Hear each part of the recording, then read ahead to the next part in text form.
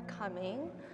There's a lot of people in here, and I'm really nervous, so thank you. All right, so I've been at Riot Games for several years now, and we are the makers of League of Legends, a free-to-play multiplayer online battle arena that's not working. No, wait. Sorry, here we go. 1 second. There we go. All right. We are a free-to-play multiplayer online battle arena. And I can remember about 5 years ago when Brian Thompson first joined the team as an intern. We put him on Gatekeeper Galio. And when we saw his work on Gatekeeper Galio, this shit fucking blew our minds. This was really good. And it was better than anything that any of us had produced up until then. He was using colors in a way that was much more interesting than we had ever done before. His shapes were more stylized and graphic. There was actually some semblance of visual hierarchy where none existed before, and it was communicating gameplay really well without detracting from the aesthetics. It was amazing work, and we all reacted really poorly to it. We were all mid to senior level artists at the time. And up until then, we were all thinking, we're doing pretty awesomely. And here comes Brian, this intern who blows our shit out of the water, raises the bar completely, and also has no ego about it, doesn't even realize how amazing he is. We all started to feel kind of jealous of him, and it made us question our own capabilities as artists. We're like, fuck, what are we even doing here? And so rather than recognize that we had this gold mine to learn off of who could teach us and help us get better in our skills, instead we distanced ourselves. And we put up these walls. We were trying to mask how fragile our little egos were. And we kept to ourselves. We kept trying to find ways to one-up each other. This was the landscape of the team, not because Brian came in. Because Brian came in and was awesome, it just exacerbated what was already there. So we were trying to find ways to differentiate ourselves from each other, prove to one another that we're better than everybody else. And I was definitely guilty of this. We had a small little side project spinning up, and it was staffed with a superstar animator and a superstar producer, both of which were really well known in the studio. And they needed some VFX help, and they reached out to me only because they happened to know somebody on the team. And so I snatched that opportunity for myself immediately without doing the right thing, which would have been to understand the needs of the project and take it back to the team and figure out who would be the right resource for that project, because it probably would have been Brian. You saw how amazing his work was in the last slide. And it also would have been a really good opportunity for him as a junior artist by then to completely own his own project. A great opportunity for him to learn, but I took it away from him because I wasn't thinking about any of that. I was just thinking about how this project was going to make me feel more special and above everybody else, and that is how I felt. And it continued to exacerbate that competitiveness and underlying animosity on the team. Another thing that we were really good at was we would blame failures on individuals rather than look at failures like they're team failures. So when we were working on Lucian, which by the way shipped 3 years ago, so this toxicity on the team persisted for 2 years, maybe more than that.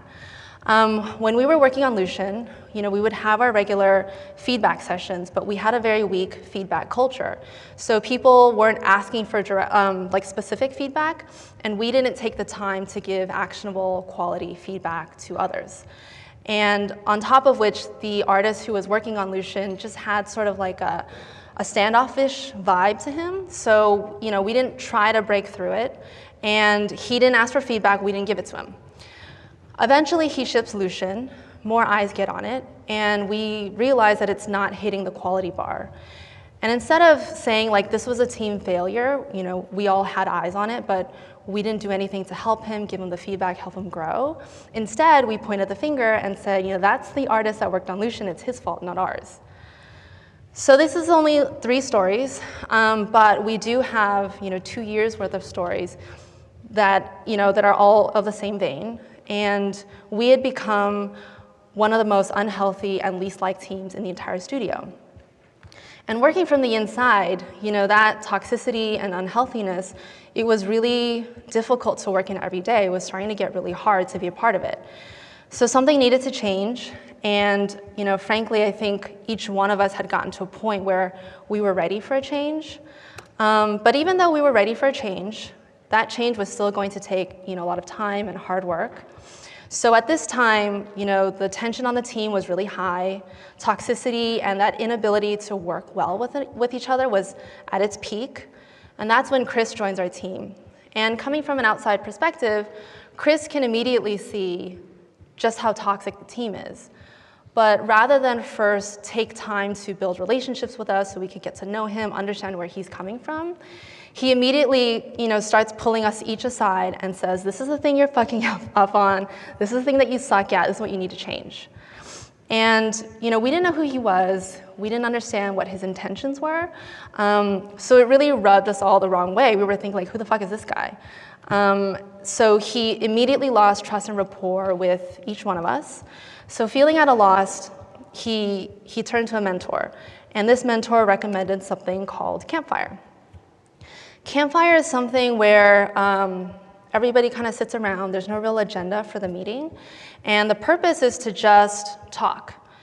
The goal being that by talking, you start to get to know each other, eventually build relationships, maybe start to actually trust each other enough to air out your differences, actually talk through your grievances, and get out the other side better for it.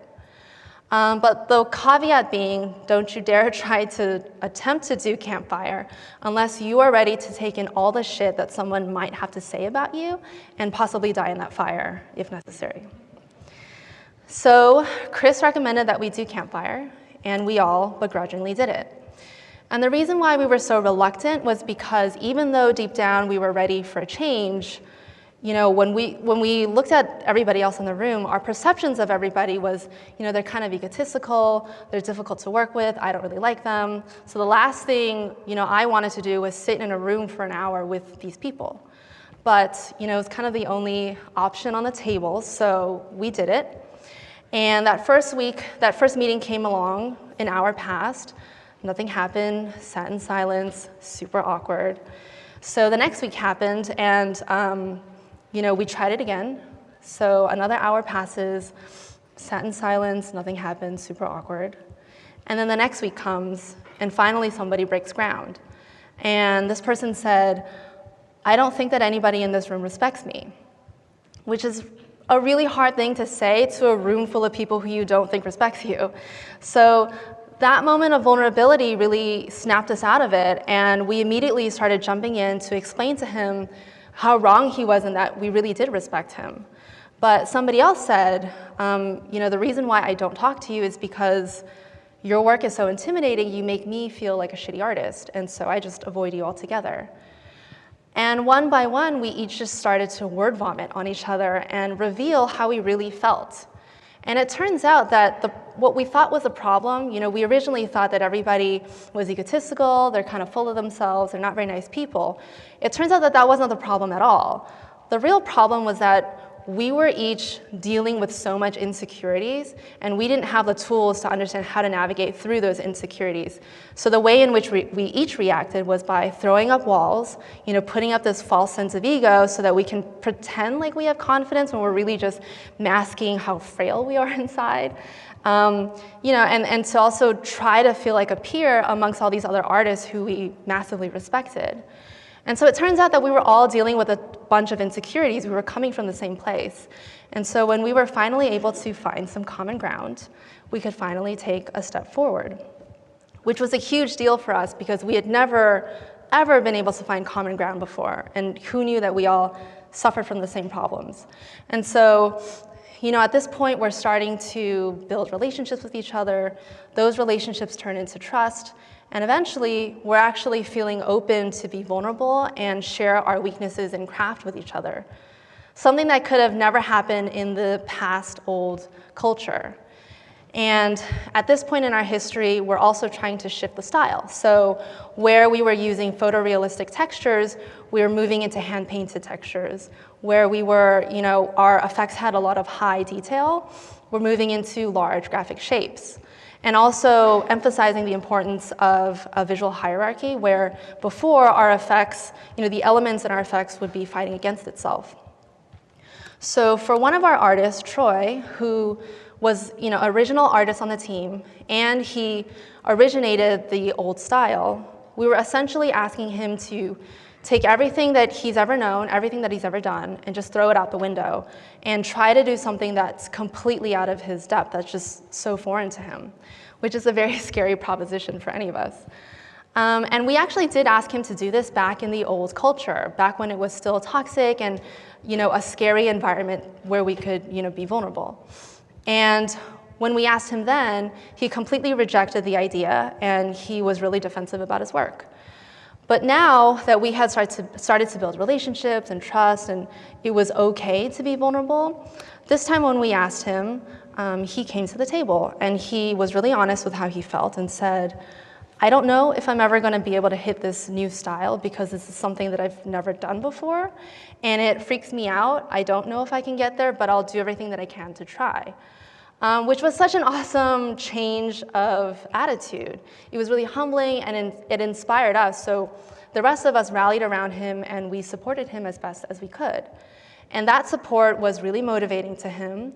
And Troy took the initiative and reached out to Brian and Jin, who I'll talk about later, both who were junior artists at the time. Him being a senior, he didn't care. He was just really excited to learn off of them. And they were really honored to be able to teach him their skills. And soon enough, much to especially Troy's surprise, Troy didn't know if he was ever going to move away from this style. To him, this was what he had been doing forever. He felt like he was an old dog with old tricks. He didn't know if he could do anything more than this. But incrementally, he was able to slowly move closer to the new style. And the thing that freaked Troy out the most was whether he would be able to hand paint his textures.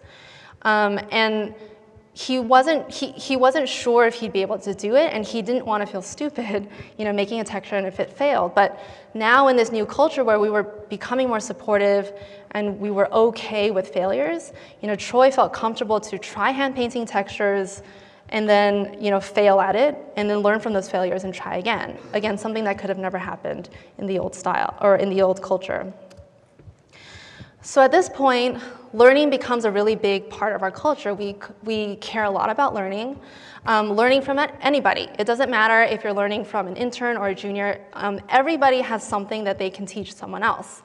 That's really the thing that we started to focus on. And so at this point, Jin joins the team as a junior artist. And pretty immediately, we throw him out into the deep end and have him working on new champions. And for those of you unfamiliar, we frequently patch new content to the game, and sometimes that new content is a new champion, which is unique to the game. And so the artist who works on that new champion is responsible for creating a whole new suite of effects that's completely unique to that champion to the game.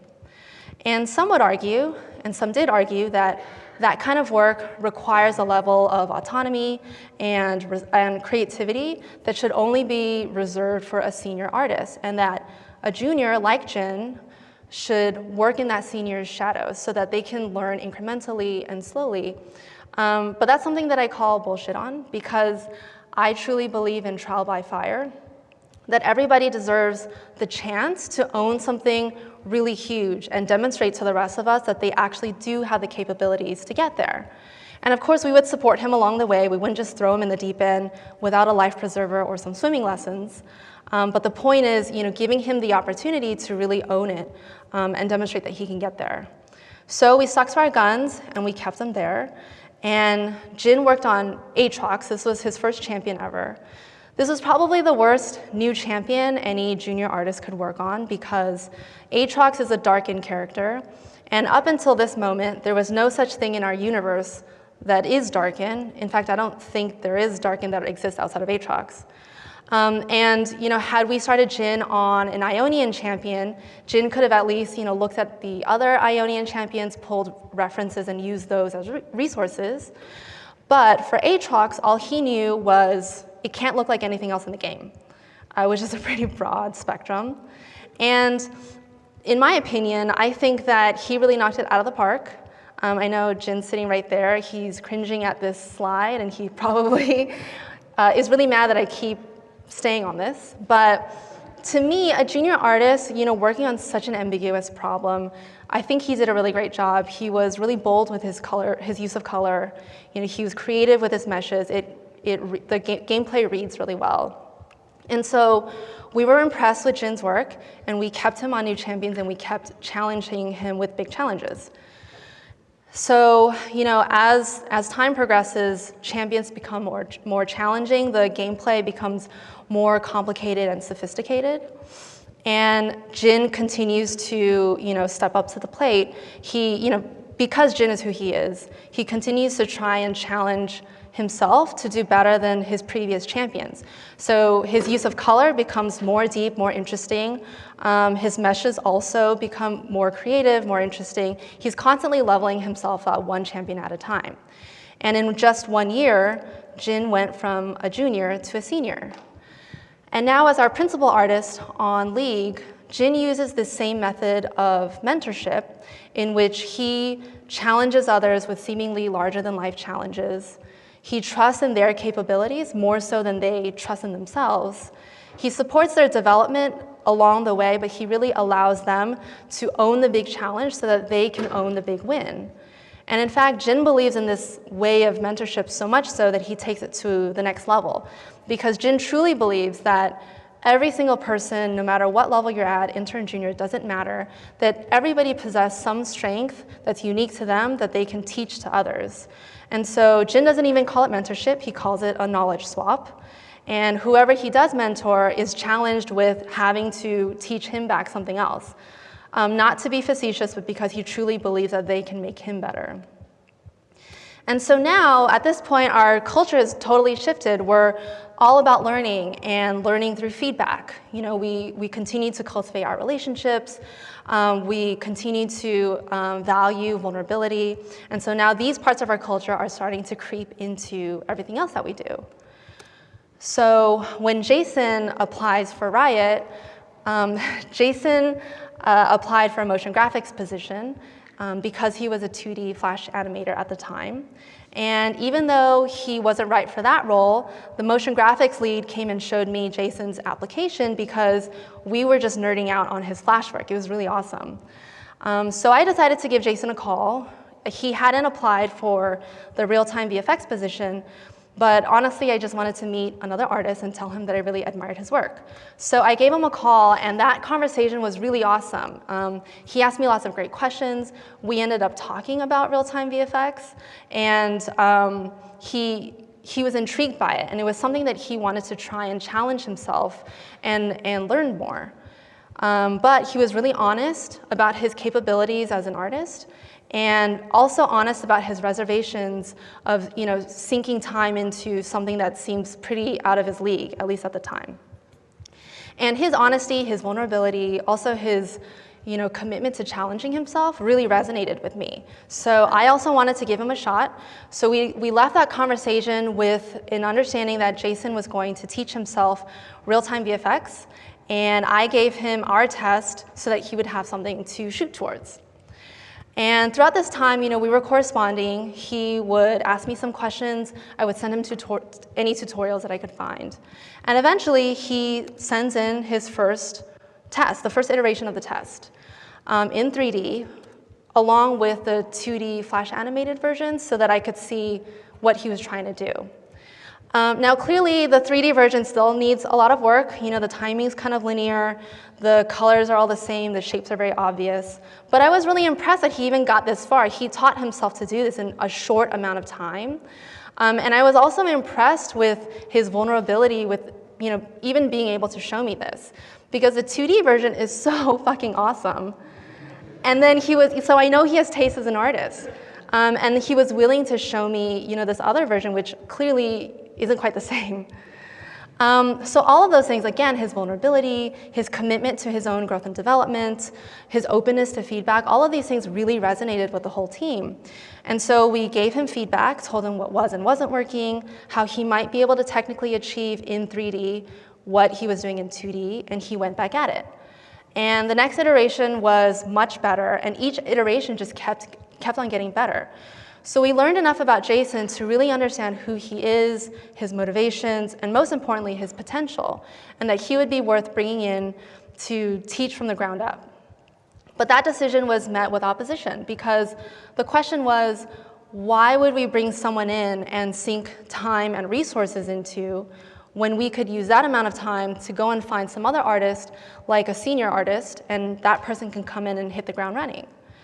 But based on our history, we knew that craft wasn't the most important thing to us. We knew how difficult it was for us to cultivate this culture of being open to feedback, vulnerability, commitment to your own growth and development. And we saw all of those things in Jason immediately, something that was really hard for us to cultivate on the team. And so because of the testing process and we learned all of these things about Jason, it was very easy to dig our heels in and fight for him. And some of you may know that we ended up hiring Jason. And in just 3 years, he went from an artist who knew nearly nothing about real-time VFX into one who actively mentors nearly every VFX artist in the studio, and also mentors students and artists in the industry. And had we been in our old culture, we would have never hired Jason. We would have looked at that first version of the test, and we would have thought, not good enough, fuck him. And in fact, when I think about that, I think about all the other amazing artists with massive potential that we passed up on because back then we weren't in a place where we realized that attributes, other things that artists bring to the table are just important as craft. And so I can really attribute the growth and evolution of the style and our work to the growth and evolution of our culture. In fact, at this point when we were working on ARAM, that was the first real inflection point in the change of our style, and that's actually when we had started doing campfires. And from there, we were building trust, relationships, building a supportive learning environment, and from then on, we've been able to grow and level up our work and our style ever since. And so now this is the new status quo of the culture of the team. This is who we are. We very much value relationships, trust, vulnerability, and learning. In fact, learning is such a big part of our culture now that it's a responsibility. It's like a expectation of your job. So artists like Chris, Jin, Jason, Brian, they are all expected to give back and teach what they know, all while continuing to cultivate this environment of support, that it's safe to be vulnerable about your weaknesses. And I know that I'm painting a really rosy picture of how everything is so awesome, but it wasn't an easy 1, 2, 3 step for us. It was a long, arduous, and emotional journey, and one that we continue to work at every day. In fact, 3 years later, we still do campfires. It's something that we've been doing every week since, because we know what a pivotal moment this was for us and how important it is for us to continue to cultivate relationships and trust and vulnerability with each other. And now that actually our team is scaled, and it's a pretty large team, so we're sprinkled across the entire studio. We don't sit next to each other anymore. We sit next to, we are separated by buildings, and then because of the projects we work on, there are barriers between some of us, between projects as well. In this new landscape, it is even more critically important to continue to bring the artists back in and continue to cultivate our culture through relationships and trust building. And we are now using campfires to share knowledge, teach each other. At times we share our challenges with each other, and even if nobody else in the room is experiencing the same challenge, we get together as a group, we help that artist brainstorm, and we help them find a solution to their challenge. And by doing so, we are able to demonstrate just how important relationships, trust, vulnerability, learning is to the health and culture of the team. And so even though this is something that we work at every day, that, in a nutshell, is how we were able to turn our toxic team environment into what it is today.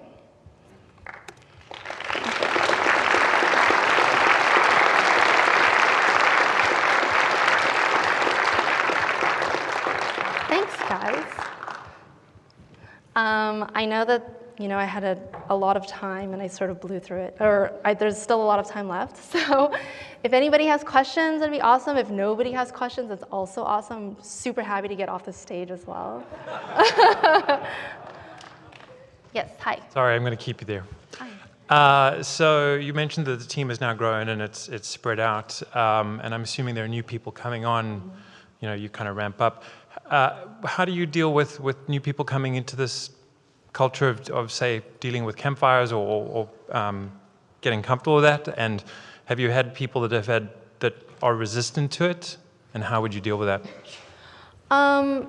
Yeah, so because we have such a long history of sort of building this really fortified membrane of our culture, we very much know what we're looking for in artists. And we have a pretty rigorous hiring process.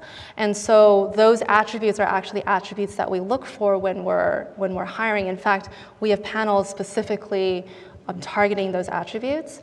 And so first off, coming into the door, we already know that they should feel more open to wanting to build relationships. And then secondly, because when people are new, the first thing that they want to do is make relationships and friends in their new office. And so we're very on top of making sure whenever new artists come in, we grab them and put them into Campfire. And our campfires are every Monday. And so that's kind of where we start to they get to at least meet other people in the studio. And so far, we really haven't had a problem getting people into the culture because we have a really rigorous hiring process, and then we make sure to grab them and start to get them into the culture immediately. So, thank you. Yeah, sure. Hi. Hi there. Thanks for the great presentation. Love it.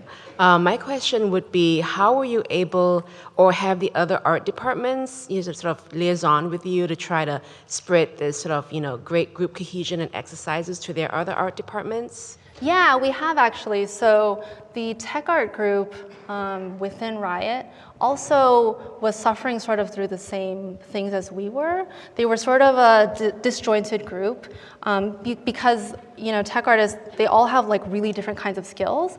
And so it was difficult for them to sort of find that common ground. And we did the same thing. We recommended that they do Campfire, and we also offered to facilitate for them.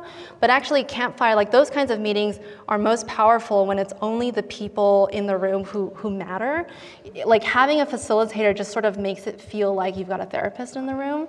And so yeah, they started doing campfires as well. And they've actually also been able to turn over their culture.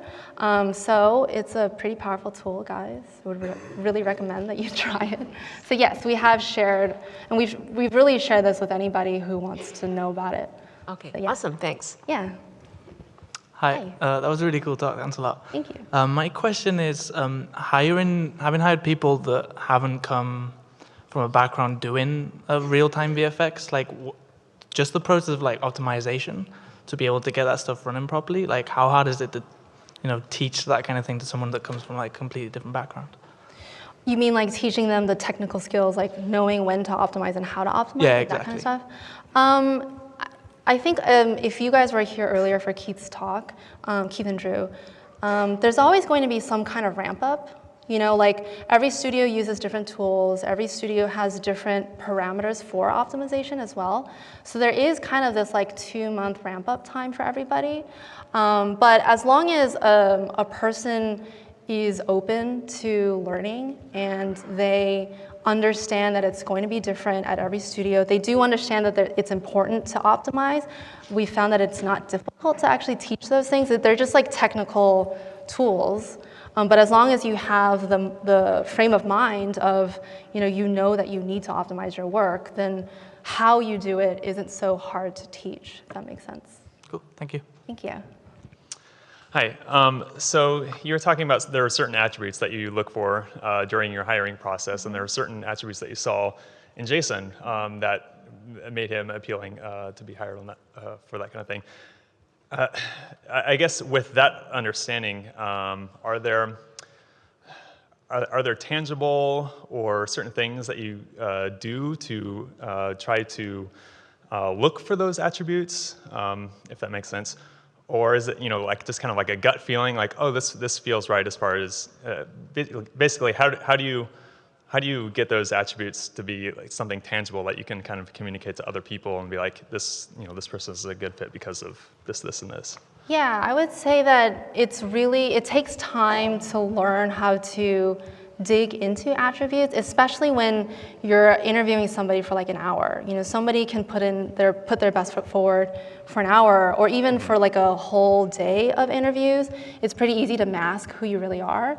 And so for the testing process, I really recommend finding a way to like define your attributes that you're looking for and find a way to test for that. So for us, the way that we're able to dig into that is by doing rounds of feedback, because through those rounds you understand, can this person take feedback? Do they have an ego about their work? Do they know how to apply feedback? Can they ask questions back to me? Can they even challenge me on my feedback?